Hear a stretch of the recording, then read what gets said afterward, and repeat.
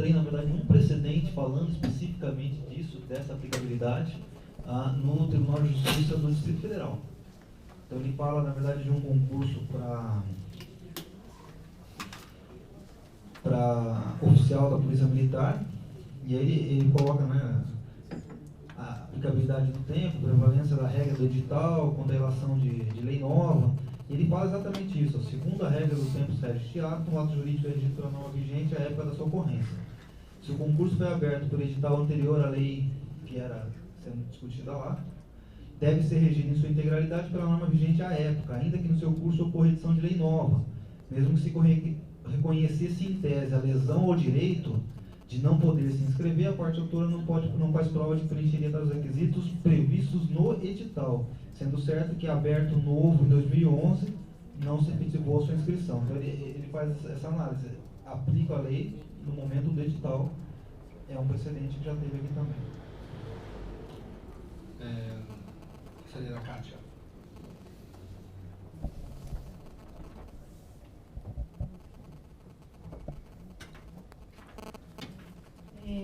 Primeiro, para fazer uma observação na fala do Bruno, essa alteração, essa regra de barreira do terço mais antigo está na redação original da Lei 90 e não foi trazida com a reforma da 132, ainda que isso seja relevante. Só é relevante na medida em que a nossa Lei Orgânica de 2006 foi editada e está em vigor com essa disposição que nós temos, a despeito da redação anterior da Lei 80 de 94. Então, não dá nem para falar que houve impacto de reforma legislativa da Lei 132. Então, é uma preocupação na medida em que o Conselho, posteriormente à judicialização, deliberou por manter as regras que já vinham sendo aplicadas, e evoluindo, né? Quando a gente fala em publicação de edital, o edital traz as regras que vão reger aquele certame, mas ele reflete necessariamente a norma base, a norma anterior, que é a nossa deliberação, que está em conformidade com a Lei 988. Então, eu só estou trazendo aqui, assim, é uma preocupação grande realmente nós vamos chegar num ponto de terceirizar a solução dos nossos concursos, porque isso já foi levantado aqui, a possibilidade de judicialização dos dois lados. Então, conversando agora com o Pedro, né, em relação ao grau de segurança que se tem hoje em alterar a deliberação para que ela absorva as alterações da emenda para aplicar nos próximos editais, que é uma das alternativas aí, e esses editais vão se aplicar às condições existentes anteriormente. Então, é mais uma preocupação com a segurança mesmo da fluidez dos concursos que estão pendentes. E um outro aspecto só para pontuar, a ideia de complementar a proposta do Pedro não foi nem discutir o impacto ou não da emenda 80, mas sim fornecer um instrumento de agilização dos concursos de promoção. Então, eu não cheguei a fazer estudo nenhum a respeito dessa questão da vigência. Então, exatamente. Então, assim, independente de qual regra vai se aplicar, a ideia que foi trazida, que vai ser discutida depois, é só a questão da agilização. Até para evitar futuramente questões como essa, que é a alteração legislativa, e a gente fica nessa sinuca de não saber qual legislação aplicar. Você vai encampar? Eu vou aplicar a partir da publicação do edital, porque parece que há segurança jurídica, mas torcer por isso. Antes de dar o caminhamento, primeiro falar que são 3h30, temos a sessão de julgamento, terminamos umas 13h50, né, já avançamos bastante. Para caminharmos aqui sobre o nosso posicionamento sobre esse tema, consulto vocês dois sobre o tema, quero ouvir o que vocês estão entendendo, que são os que não estão campando. Bruno e Augusto também não se manifestaram, o Padep não vai se manifestar. Eu estou acompanhando o Wagner, eu também não acompanho nada.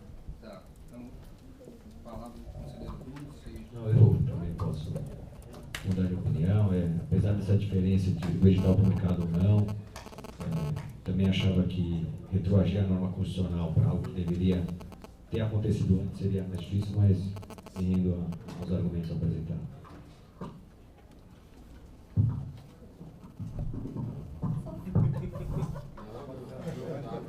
Juntamos os microfones aí. Até porque eu não quero fazer o voto divergente, acho que eu vou me render aqui, já que eu estou meio...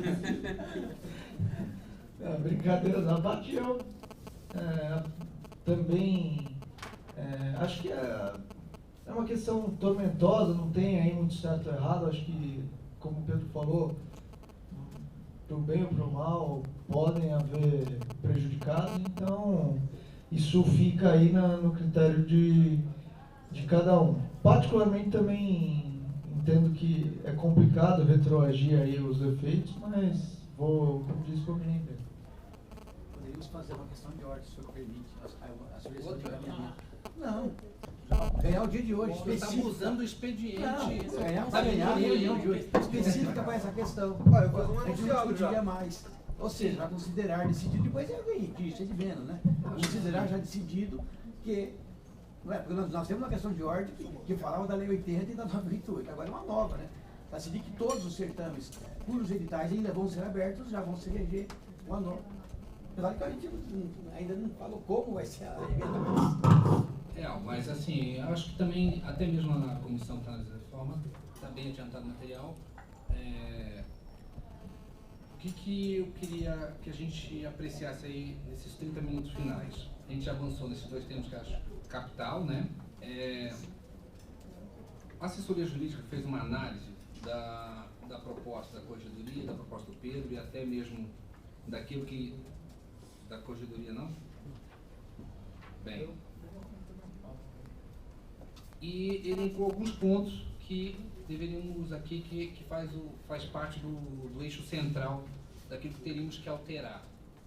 Algum deles nós já enfrentamos, como a aplicação das regras da emenda constitucional. Eu vou aqui elencar para vocês, perguntar se vocês acham que devemos acrescentar algum outro tema, e a gente poderia já começar a debater algum desses temas até umas 3h50, né? Ficar com uma memória do nosso debate. Numa outra oportunidade, a gente continua... Eu proponho que a gente continue a discussão desse processo amanhã para a gente tentar avançar e abrir os concursos pendentes, né? Na sessão de amanhã. Sim. Sessão ordinária de amanhã. Na ordinária a gente inverte a pauta. Na ordinária de amanhã a gente continua para tentar finalizar amanhã. Acho que a gente adiantou bastante hoje. Podemos além do pedido, podemos só elencar aqui a pauta e a gente já... A gente que elencou a promoção por merecimento pressupõe 2 anos de exercício no respectivo nível, devendo integrar o defensor público a primeira quinta parte da lista de antiguidade do referido nível, salvo se não houver, com tais requisitos, quem aceite o lugar vago. Foi aquela discussão inicial que nós fizemos. B. Não aplicação da previsão de lista tríplice para cada vaga, assim como a possibilidade de se recusar o defensor público mais antigo pelo voto fundamentado de 2/3 do Conselho Superior, algo vai no sentido daquilo que foi aprovado na nossa comissão da reforma da lei complementar, que é a não aplicabilidade da linha D e E do artigo 93. Não equivalência para fins de promoção do tempo computado para efeitos de aposentadoria e disponibilidade, que era um equívoco já que constou que levou a até um mandado de segurança contra um concurso. Arredondamento para cima de fração no cálculo do percentual de 15% dos cargos a serem promovidos anualmente em cada nível. Caso seja uma fração, a gente arredonda para cima. Possibilidade de inscrição de membro do Conselho Superior para promoção por merecimento. Como não tem essa vedação na Constituição, e a grande parte é também por atividade, a pouca discricionalidade por promoção por merecimento, então no nosso regulamento constaria a possibilidade de inscrição do membro do Conselho Superior. Eu estou elencando os pontos que poderiam ser enfrentados, e vocês podem anotar. Manutenção dos critérios objetivos de aferição de um merecimento. A gente manteria ainda o merecimento, o mesmo critério que nós temos ainda hoje. Não aplicação das regras da emenda constitucional 80 para os concursos cujos editais já tenham sido publicados, é o que a gente acabou de decidir. Alguém tem mais algum ponto que acha assim mais espinhoso, nós devemos enfrentar? Primeiro eu não entendi. A questão da antiguidade, o primeiro eu não entendi. Não, é basicamente essa é a questão central. Primeiro Léo. você falou aí, primeiro. A promoção do merecimento pressupõe 2 anos de exercício no respectivo nível, né? Devendo integrar o defensor público a primeira quinta parte, aquele cálculo que a gente fez, Você né? não abordou a questão da que a gente fala aí, né? Salvo se não houver, Até que o... com tais requisitos, quem aceite o lugar vago. Entendi, mas eu digo, a questão poderia ser polêmica, que está aqui, né? Seria fim do interstício na promoção por antiguidade. Tá, então, Que é o que mais você um fala. ponto que nós temos aqui, o fim do interstício. É que ela está no mesmo item do primeiro item. É o mesmo inciso, né? E tem a questão do merecimento com 0 pontos, né?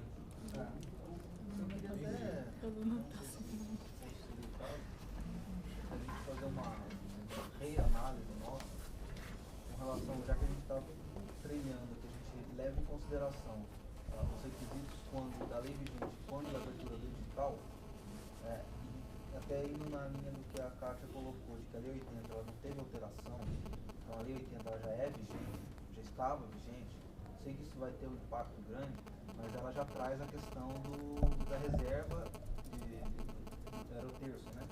De um terço desde o seu nascedor. E, salvo engano, a judicialização que está havendo está tratando especificamente disso. Eu acho que a gente pode levantar essa questão de ordem e, não sei se o Pedro está preparado, poderia fazer uma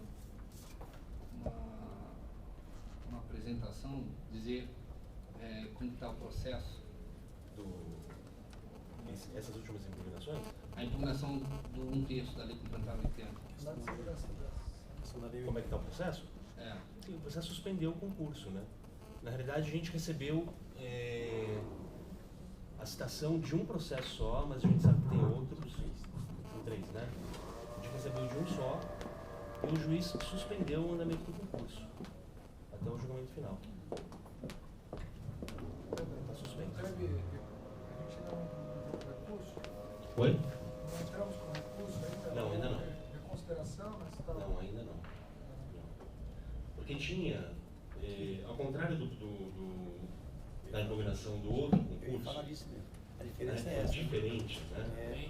Porque lá o juiz não suspendeu o andamento do concurso, ele simplesmente... Eu vou eliminar depois. Exatamente. E lá havia uma questão mais simples lá, porque lá o prejuízo ficava restrito a um cargo, e ele até isolou. Não, porque o pedido foi diferente. O É, pedido foi dele só. Quem entrou ser promovido. O pedido, nesse caso, é declarado nulo no edital com relação O problema é que todos aqueles no que pedido do estão anterior, fora. ele pedia para que ele fosse, para que ele ingressasse. Então, a decisão do juiz implicava numa reclassificação, o que na realidade é impedido, né? Então o juiz não pode definir uma liminar para que implique reclassificação. Exatamente. Só que nesse último não tem reclassificação nenhuma, não tem nada. Então o juiz só suspendeu o andamento do concurso. Então é um pouquinho mais difícil de reverter, né? Porque não há impedimento. E lá você para que o juiz resolveria com defina uma esse tipo de única liminar. reserva. Lá você resolveria com uma única reserva. Aqui não. Exatamente. Não tem jeito. Não está impugnado, está suspenso. Por isso não tem nem muito o que discutir, né? Tem que aguardar. Bom, se quiser avançar um pouquinho, eu sugiro começar por aquele ponto mais simples, na minha opinião, que é fácil de resolver, na minha opinião. Que é a questão do merecimento do 0 ponto foi dito. Não, eu acho que a gente tem que Vamos avançar, essa aqui é mais Só- complicada. eu acho que aproveitar e começar eu acho que- tomar uma solução para a gente Só, trabalhar isso. eu acho assim, ó, a primeira providência para superarmos aí esse entrave é destravar, na linha do que a Kátia propôs, o concurso posterior, que é o do 4/5. A gente altera a regra, altera a deliberação para tirar essa dependência. Porque hoje a nossa deliberação ela prevê que o concurso ele só pode ser aberto após o fim do concurso do nível anterior. E isso é o que está dando problema aí do concurso de 2013 no que tange ao 4/5. Eu acho que essa é uma providência que a gente pode tomar, é simples, a gente já estaria mesmo dentro do que a própria Kátia propôs para a alteração global aí. Agora, com relação ao concurso que está suspenso, não há o que se fazer, temos que ele infelizmente vai ficar suspenso até na minha opinião, né, até o fim do julgamento aí do mandado de segurança, e vamos aguardar se esse concurso for efetivamente anulado, aí a gente então refaz. Mas, para além disso, eu sinceramente considero que, pela decisão judicial, não há o que fazer. É isso. Posso falar sobre isso? Existe alternativa. A alternativa é drástica, é o que eu estou falando. Isso aqui foi dito quando teve o concurso anterior, eu não era conselheiro, eu encaminhei mensagem. A alternativa que é drástica, e eu consultei até gente de direito administrativo que lida com isso, é de ofício a administração anular os editais. Daria para discutir que não anula os anteriores, porque os anteriores já estão efetivados, publicados, sem recurso de qualquer interessado, embora pudesse até que tentar rediscutir na justiça. Mas em tese, anular-se o que teve lá, que é aquele que tem o recurso do Marcelo lá de Rio Preto, né? Anular-se seria a solução. Ela é tão mais complicada que, sinceramente, é melhor correr o risco de, por exemplo, prossegue um tempinho para resolver, mas se um dia vier a decisão judicial, no caso do outro é bem fácil, que é uma vaga que você tem que fazer uma reserva. Esse aqui é complicado agora porque está em aberto, mas na hora que houver essa solução, ele vai pelo mesmo caminho. Quem não recorreu, não recorreu. Isso na minha opinião, né? Vai abranger os cargos interessados. Então a reserva também resolveria, ou algo parecido, né? Mas eu digo, em tese, a solução é drástica, é anular-se os editais. E para aplicar a Lei 80, que aliás fere o que o Conselho já decidiu na questão de ordem. Sua posição é anular? Não. Eu estou dizendo que a opção seria essa. É tão drástica que eu opto por seguirmos como estamos, com a questão de ordem já aprovada, validando a Lei 988. Então, mas esse você opta por anular o concurso. Eu acho o seguinte, nós temos uma autonomia administrativa aqui. Esse Conselho decidiu unanimemente por aplicar a Lei Complementar 988. Não há o que se fazer. Vamos deixar o concurso. Foi judicializado, agora o judiciário que tome a decisão dele. Agora, administrativamente, nós não precisamos aqui simplesmente nos curvar a uma decisão em primeira instância. Há recursos, vamos levar isso até o STF. A minha posição, sinceramente, é pela legalidade do que a gente fez. Eu não mudarei o meu voto, porque eu acho, sinceramente, eu estou convicto da nossa posição. Né? E eu acho que vai judicializar, todos os concursos podem ser judicializados. Eu também acho que não concordo. Se a gente anular, podem judicializar o contrário, e aí? Eu não concordo com a posição do Pedro, eu acho que essa nem é uma solução viável. Não é a posição do Pedro. Não, essa colocação dele, isso, a colocação que ele fez. Posição é do Horácio. Não, na verdade, o que eu pensei é o seguinte, é a minha anulação. Poderia, na verdade, fazer aparentemente seria mais alteração simples, do entendimento. A partir do momento que você fala, você tem a aplicabilidade da Lei 80 para o edital já estava publicado, a gente, na verdade, poderia republicar a lista e aí perderia interesse a ação porque teria aplicabilidade. Mas na verdade, para você republicar o edital, você tem que declarar que de alguma forma ele está ilegal. Então, na verdade, você tem que, em tese, reconhecer a legalidade do edital para republicar, numa questão de ordem que já foi decidida. Eu sou absolutamente contra isso, porque, na verdade, em tese, se você reconhecer que foi edital, foi feito de forma ilegal, que deveria ser aplicado a Lei 80, isso tem que ser feito para todos os outros editais anteriores. E não só para esse que está indo bem. Em tese, por quê? Porque tem um detalhe a que eu acho que administração trava aí. tem até uma obrigação de reconhecer a legalidade dos seus atos. Agora, Sabe que só uma coisa. A questão que eu estou tendo é que a gente está com um receio de reconhecer uma ilegalidade por causa dos efeitos dela. E assim, se realmente há uma ilegalidade, a gente não tem que temer os efeitos. Não, foi isso que eu falei. Na verdade, não é um receio de reconhecer. É uma consequência prática e efetiva se reconhecer. Para esse, tem que reconhecer para outros. Para todos os outros. Porque você está reconhecendo a legalidade. Só isso. Você entendeu?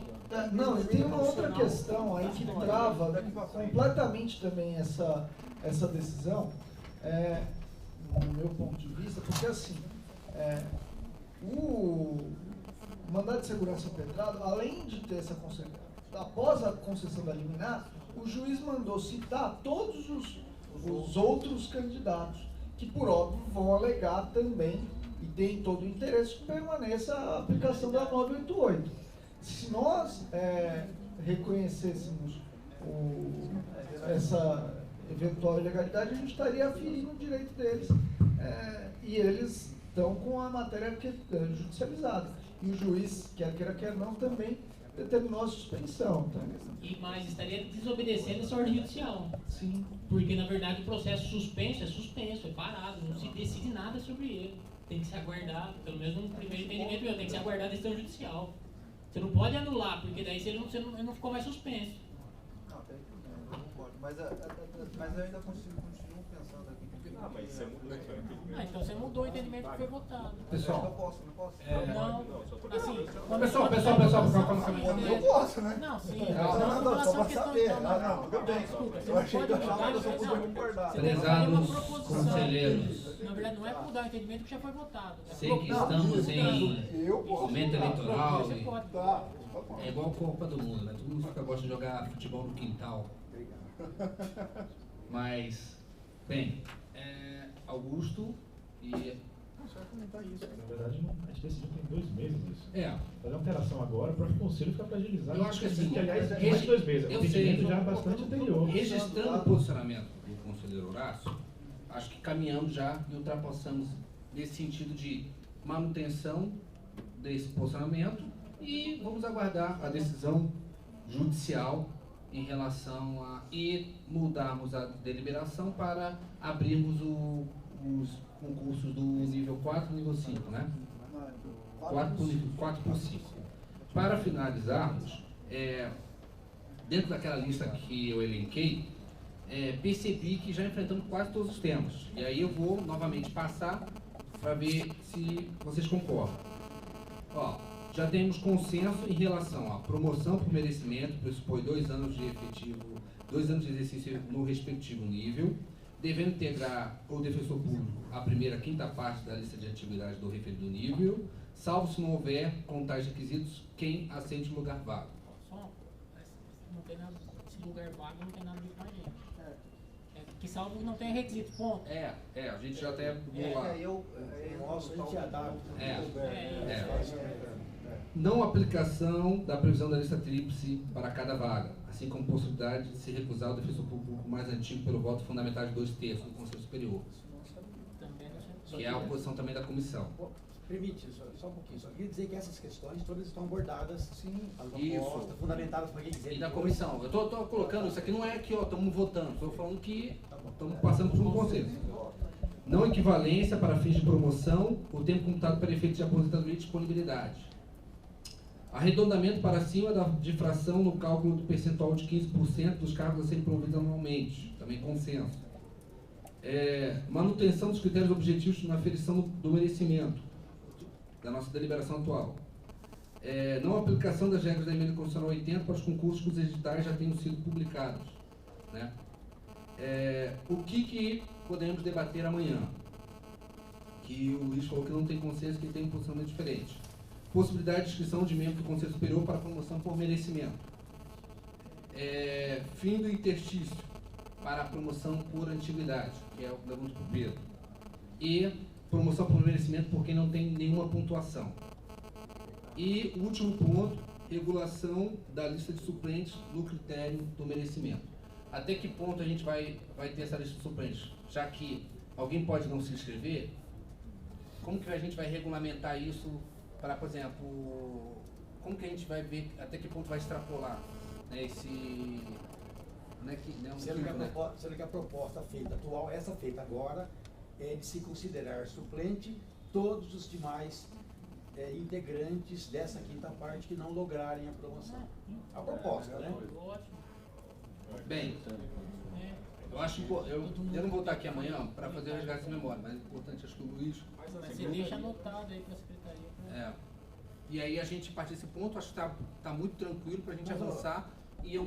quiser resolver mais um, tem um que é tão simples que está aí. Qual? Me perdoe o conselheiro Luiz, que não pesou outra vez. A questão da pontuação 0 já é permitida hoje. Hoje se recebe merecimento com 0 ponto. Ninguém conseguiu, mas não há vedação alguma. É normal isso hoje. Tem vários exemplos aqui dos seus concursos todos feitos até agora, vários exemplos. Mas o que pode acontecer é a pessoa você já pode saber que ela está dentro de um quinto, não apresentar basta nada. você dizer que você quer merecimento. Não é permitido hoje. eu me inscrevo por merecimento. Detalhe, zero, tem vários casos, vários. O detalhe, na soma, você está com zero. Mas é o que eu estou colocando o seguinte, o conselho é obrigado a promover? Ou é um julgamento? Hoje já pode. Não, deixa eu... Não, eu concordo. O Pedro tem razão. O que acontece é o seguinte, que embora hoje possa, isso possivelmente não vai acontecer.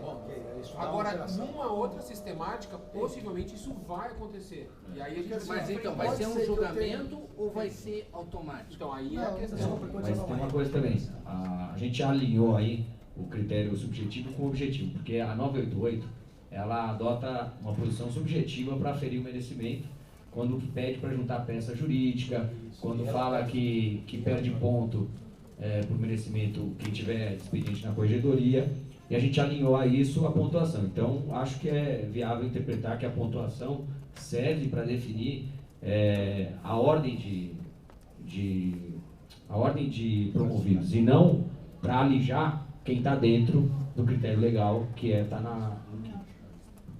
Pessoal, vou ter que encerrar a sessão por conta da nossa próxima, e aí a gente retoma o debate a partir desse ponto. A sua presidência rendeu bastante, aí a sessão queria Vem com energia, né? Vem renovado, né? Vem querer mostrar serviço aqui para vocês. Certo? Então, beleza, a gente encerrada a sessão. A sessão vai acontecer, a próxima sessão irá ocorrer aqui nesse ambiente. Só que ele tem que deixar alguém no conselho lá. Já tem alguém lá do conselho esperado dar o horário. Na verdade tem que passar um pouco do horário. Já temos a pauta da próxima? É 16 horas. Acho que antes de... 16 horas. Vamos falar. Será pública a sessão. Não, na verdade tem que encerrar essa e começar a outra. Tem dois fundamentos. Não, ontem... Encerrou. Agora... Isso aqui está encerrado. Já? Autorizado a falar. Que também debate com a Jota, né? Entendemos pela aplicabilidade imediata da emenda constitucional 80 aos processos disciplinares. Isso implica em sessão pública e maioria absoluta para condenação. Maioria absoluta contando, inclusive, aqueles que estão ausentes. Então, precisamos de 7 votos para condenar qualquer pessoa, independente do... Não são 8? Por quê? Porque metade não existe, metade meio defensor pela metade. Não, metade de 12... São 13 membros, não é isso? São então, mas membros metade de 13 são 6,5 dá 7. O primeiro número inteiro superior a... Mais um, metade mais um, metade em 6,5 mais um, 7,5. Olha, absoluta acho que é 7. Só. É o primeiro número inteiro superior ao 50%. Não, está escrito a definição de... Não tem essa definição de metade mais um? Não, a maioria absoluta é a maioria. Oi? A maioria absoluta não é a maioria de um quórum menor. A maioria absoluta é a maioria do quórum completo. Sim, a pergunta que eu fiz é a seguinte. A definição de maioria absoluta não é de metade do quórum, mais um? Não existe essa definição legal, Pedro. Isso aí foi discutido, se precisaria metade mais um, ou se era o primeiro número inteiro. Outro ponto importante, e aí eu vou pedir a colaboração da ouvidoria e também da secretaria por uma questão também, uma decisão administrativa da presidência e por não exposição daquele que participará do debate, eu não permitirei a filmagem da sessão. Como não permitirá? Eu acho que por hora. Mas nós decidimos, inclusive, na última reunião, de que seria transparente, inclusive, a discussão, se até então o candidato não pede, se ele não pedir o segredo, não teria problema nenhum. Isso foi discutido. Os diretores poderiam, os conselheiros poderiam lembrar disso. Metade mais um que é a maioria absoluta. O regimento mas seria transparente do artigo 47. Um segundo. Eu acho que a situação... Pode ser que eu não entendi a sua proposta. Não, eu acho que a situação é diferente aí. Acho que a gente vai ter uma exposição de uma pessoa, né, até porque vocês se utilizam de canais. Eu acho que a publicidade ela não será vulnerada pela não gravação da sessão. Agora, é algo que a gente pode discutir aqui. Não tem fechado, mas assim, eu vejo que isso substancialmente não vai afetar a publicidade. Mas eu acho que a situação é todo justificado nessa publicidade que se dá hoje na imagem. É uma coisa além disso. Porque também dá uma veiculação num canal aberto, né? Eu acho que a gente poderia refletir um pouco melhor sobre isso até avançar nesse ponto. Eu acho que vai haver publicação melhor, acho que há participação de qualquer pessoa, né? Mas eu acho que não é o caso de termos a filmagem da sessão. Eu acho que isso, inclusive, poderia levar à nulidade do processo, acho que poderia levar a demais circunstâncias que não necessariamente estariam contribuindo para a publicidade, seria algo a mais. Mas o exemplo não entendemos. Que processo correcional, né? A última reunião, entender que tudo seria público, entendeu? Inclusive, tem a discussão aqui, inclusive no final do ano, isso, agora, de repente, se a pessoa pedir, diz que o que ficou decidido é que, pela deliberação, vai se respeitar o advogado ou a pessoa, não é isso? É que agora toda a sessão de emenda constitucional tem mais uma regra nova ainda. Sim, a regra nova é que tudo tem que ser publicizado, não? Então, mas por exemplo, uma audiência pública, você só autoriza, você só filma uma audiência judicial, embora ela seja pública, com autorização da presidência, que é a do juiz no dia, conforme os interesses que estão sendo discutidos. Então, assim, nesse caso, no caso concreto, poderia dizer se é caso ou não de você fazer ou não uma filmagem. Então, acho que aí a gente teria o direito à publicidade versus o direito à intimidade da pessoa, e é um cotejo que tem que ser ponderado caso a caso. Eu acho que a gente não estaria vulnerando, mas falando, estou aberto a debate, também gostaria de ouvir. Seria bom os conselheiros se manifestarem, porque eu acho que só a ouvidoria ficar. Eu gostaria de ouvir. Para mim, assim, vou deixar a minha posição bem clara. Então, um debate informal. Vai ser aqui ou vai ser lá? Mas aqui. Ah, mudou? A gente não é avisado de nada, toma as decisões, a gente... Não, a gente avisou no começo aqui. Não avisou, eu não ouvi. Avisou a secretaria. Eu não ouvi, até impediu o colega ali de tirar as coisas dele, falei, não é aqui, é lá na 103. Adel, a primeira coisa que o Rafael colocou foi exatamente isso, não, que havia a necessidade de ter alguém lá para poder eu entendi para preparar, que era para preparar lá para a gente ir para lá. Não, era para avisar. Mas tudo bem, isso não é o caso. Não está aberta a sessão ainda e gostaria tanto da parte interessada como o seu advogado se manifestar sobre o tema que estamos discutindo informalmente, o posicionamento da... mas assim, antes de a gente iniciar formalmente o debate sobre isso, nós temos um entendimento da aplicabilidade imediata da emenda constitucional 80, o que tange a publicidade da sessão, bem como a necessidade de maioria absoluta para a condenação. No que tange a publicidade, em que pese a sessão ser pública, como presidente da sessão e conduzindo o trabalho, não entendo conveniente a filmagem por eventual exposição da defensora submetida ao procedimento. Então, o ouvidor geral entende que isso estaria dentro daquilo que abarcaria publicidade, né? A associação entende que não. Gostaria de ouvi-lo informalmente começar a sessão. Como entende? Se eu puder externar aqui, claro, pode, por favor. Eu acho que esse tipo de processo é um processo sigiloso. Né? Então a publicidade dele através das gravações, eu não sei como que vocês disponibilizam isso na internet para qualquer um, ou se é só para gravar, para depois fazer uma conferência do que foi dito, uma coisa restrita, eu acho que não haveria problema, mas se dá ampla publicidade ao que foi debatido aqui sobre o caso sigiloso, eu acho que isso aí esbarraria aí no direito de sigilo dela.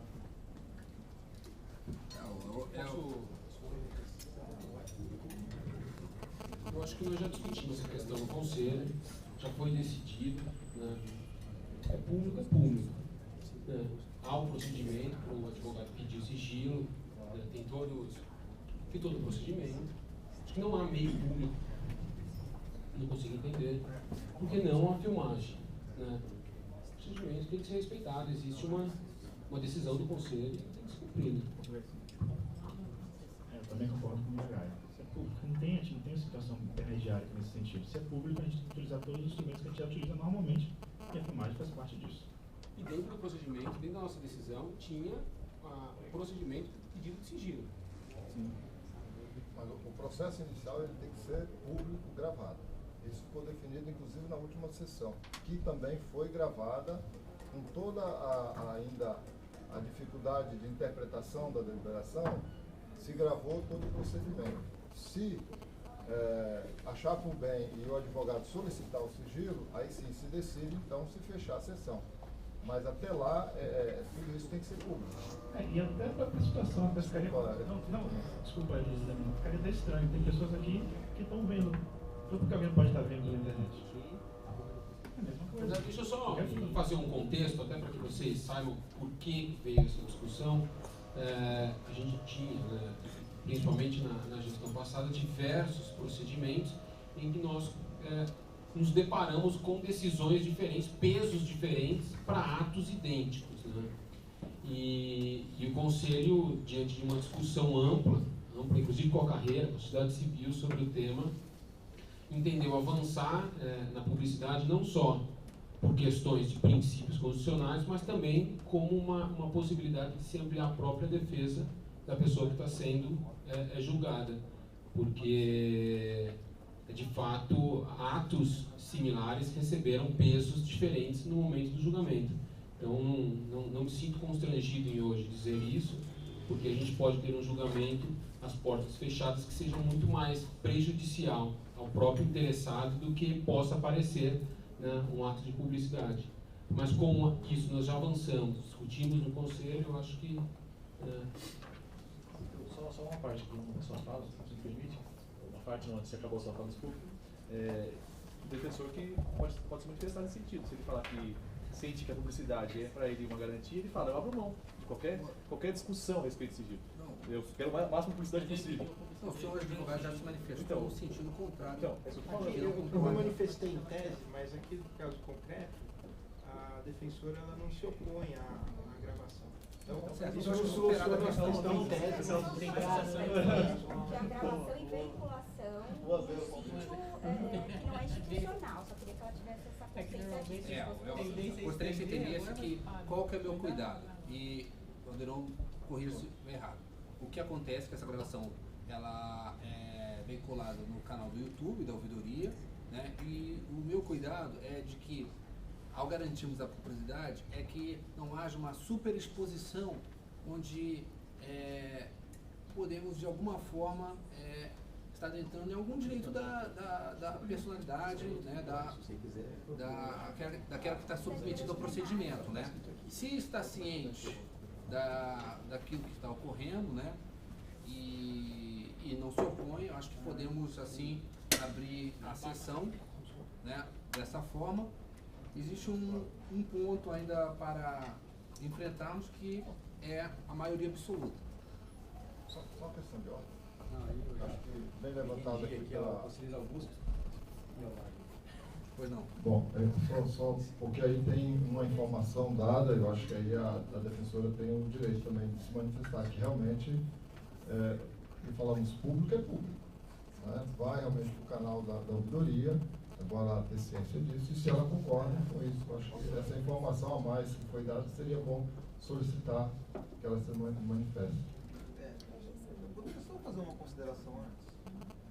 Existem duas formas de publicidade: publicidade interna e publicidade externa. E essa publicidade interna e externa, ela tem limites.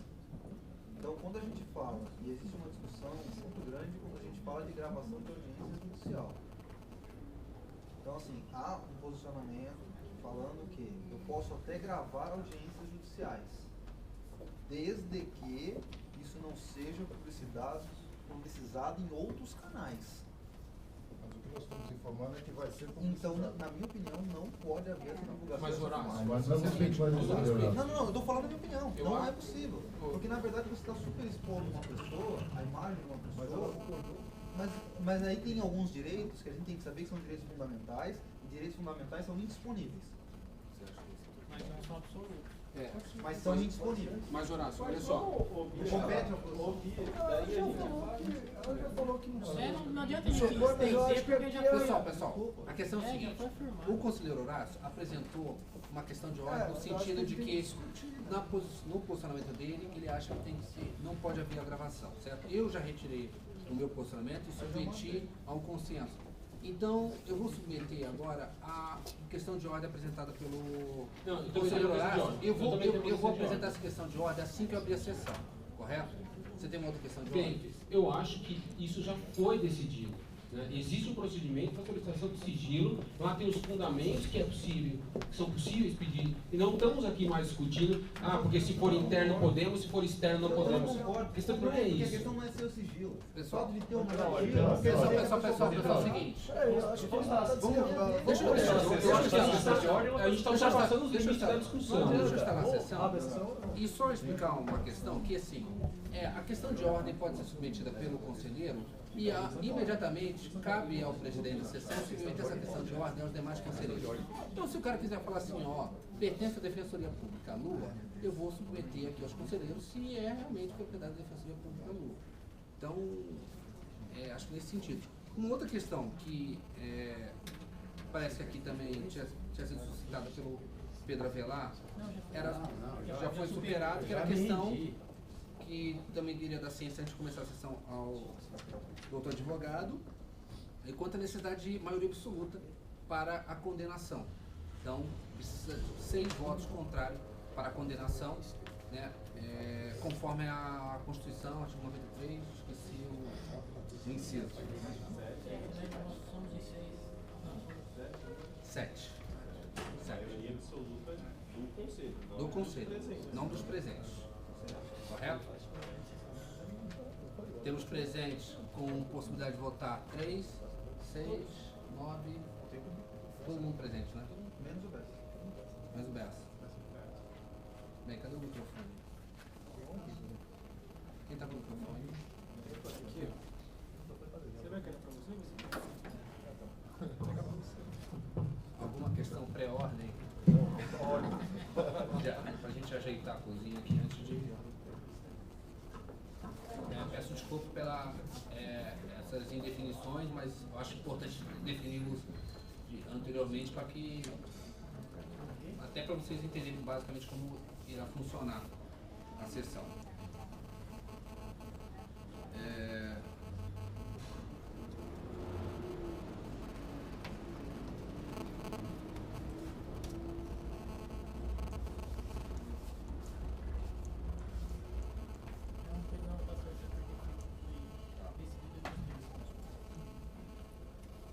Estou aberta a 69ª Sessão Extraordinária do Conselho Superior da Defensoria Pública. Expediente, processo administrativo 001/2014, iniciada, aqui não consta o nome, só a sigla, Marici Heder, desculpa aqui, Marici Heder, doutora defensora pública, Marici Heder Coelho Câmara, seu advogado, doutor Gustavo Marinho de Carvalho, e relator conselheiro Luiz Eduardo Toledo Coelho, tem a palavra. Sim. Antes de passar a palavra, submeto então a questão de ordem apresentada pelo conselheiro Horácio, no sentido de vetar a gravação durante... O que eu vou colocar é o seguinte, a gravação, eu não veto. Se existe uma disposição normativa dizendo que é possível gravar, tudo bem, a gente faz a gravação. Eu me manifesto para a seguinte questão de ordem, não há regulamentação nesse sentido. Não é possível, no âmbito desse julgamento disciplinar, a reprodução disso fora do âmbito interno do julgamento. Então, quer gravar? Pode gravar, mas sem reprodução externa. É nesse sentido que eu encaminho. Antes de qualquer procedimento disciplinar. Pode gravar porque está Não, assim, essa questão do serviço. Eu coloco nesse qualquer sentido, procedimento disciplinar. Exatamente. Certo. Antes de submeter a questão de ordem, queria ouvir o outro advogado, o senhor Gustavo, se tem alguma manifestação sobre o tema, gostaria de se manifestar. Poderia falar breves palavras? Sobre o microfone? Não sobre a questão de ordem, sobre o mérito, né? Não, isso aí nós vamos depois. Questão de ordem? Por enquanto é só questão de ordem. Então eu comungo todos o funcionamento do conselheiro Horácio, que existe realmente uma diferença em publicidade interna e externa, procedimentos disciplinares. Quando eles têm um sigilo inerente a esse tipo de procedimento, acho que internamente não tem problema para consulta. Agora, a divulgação externa é um assunto que acho que tem que ser bem debatido. A defensora Marici, ela não se opõe a isso, mas é um caso concreto, não é um posicionamento, vamos dizer, definitivo, em abstrato sobre isso que vocês vão ter que decidir.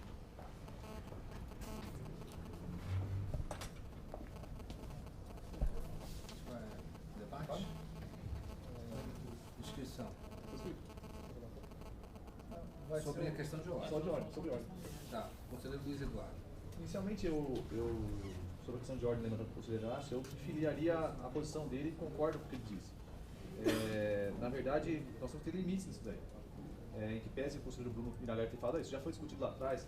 Eu acho que, individualmente falando, o defensor público que está sendo objeto do processo administrativo disciplinar, ele tem direito a falar, olha, eu gostaria de sigilo por tais fundamentos, em tais situações, em tais circunstâncias. E que isso fosse decidido.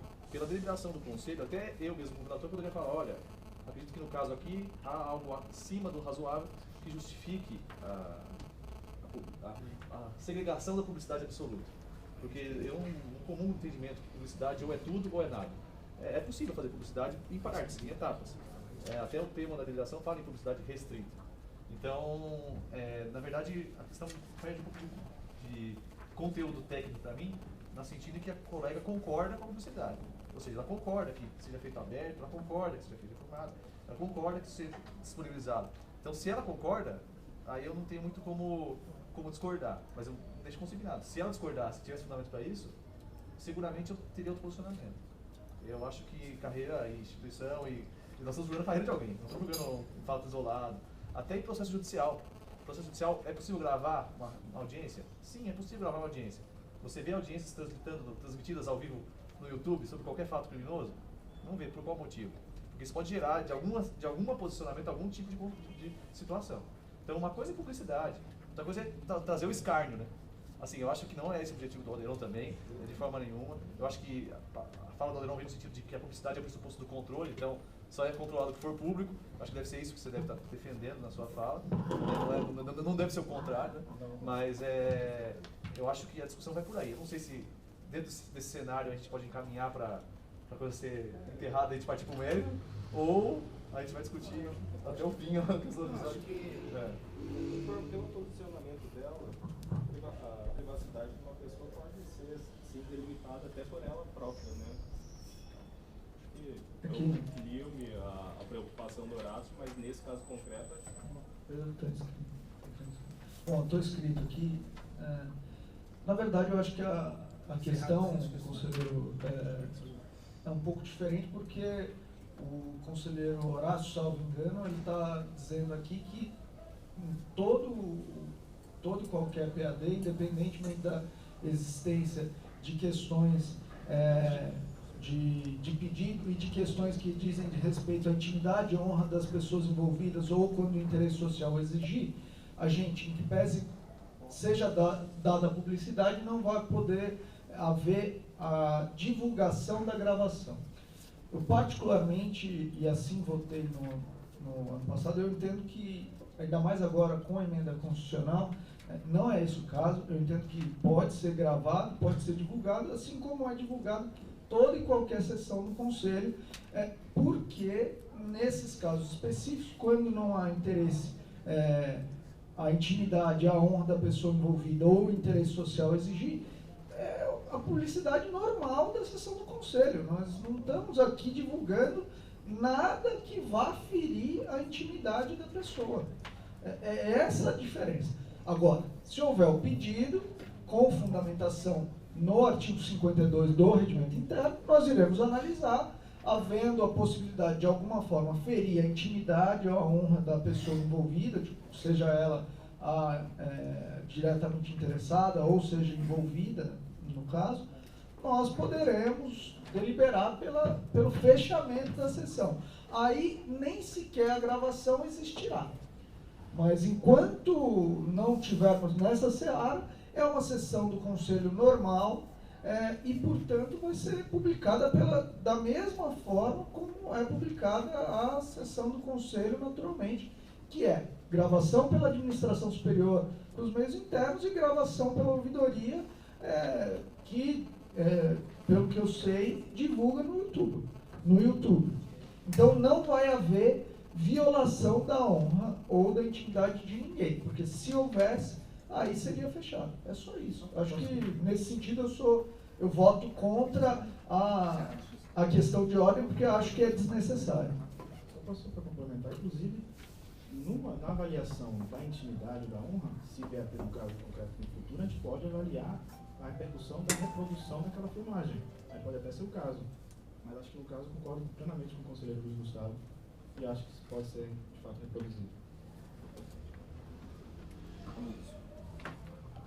Bem, sobre esse ponto, essa questão de ordem, vocês sabem muito bem que nós temos um parecer da corregedoria no contexto daquela deliberação, a deliberação 294, e eu entendo sim que os termos do artigo 52 são compatíveis sim com a emenda constitucional 80, que vem aí e traz a publicidade das sessões.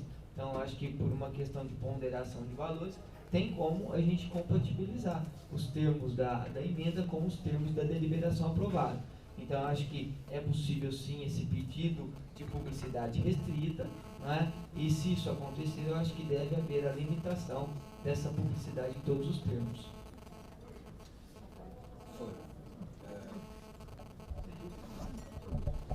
Eu acho que tem que deixar bem claro, eu acho que há uma diferença entre publicidade e exposição, e aqui meu posicionamento é para que a gente haja garantindo a publicidade pelos meios públicos, mas que evite a exposição, e sendo muito cauteloso com isso. Eu tenho muito receio de que, não nesse processo, mas em outros processos, haja uma politização dos expedientes na corregedoria, como acontece em qualquer corporação, quando atingimos 2.000 processos, 2.000 defensores públicos, e que essa exposição, essa gravação, a ouvidoria ou quem quer que possa veicular essa imagem, não vai ter controle da edição que isso pode ser feito, daquilo que a pessoa vai recortar, daquilo que a pessoa vai expor. Às vezes vai pegar só o fato da pessoa dizendo, olha, Miragaia, você fez isso, isso, isso, e não vai pegar o outro contexto dos demais 11, falando, não, você não fez isso. Eu acho que você retira toda a possibilidade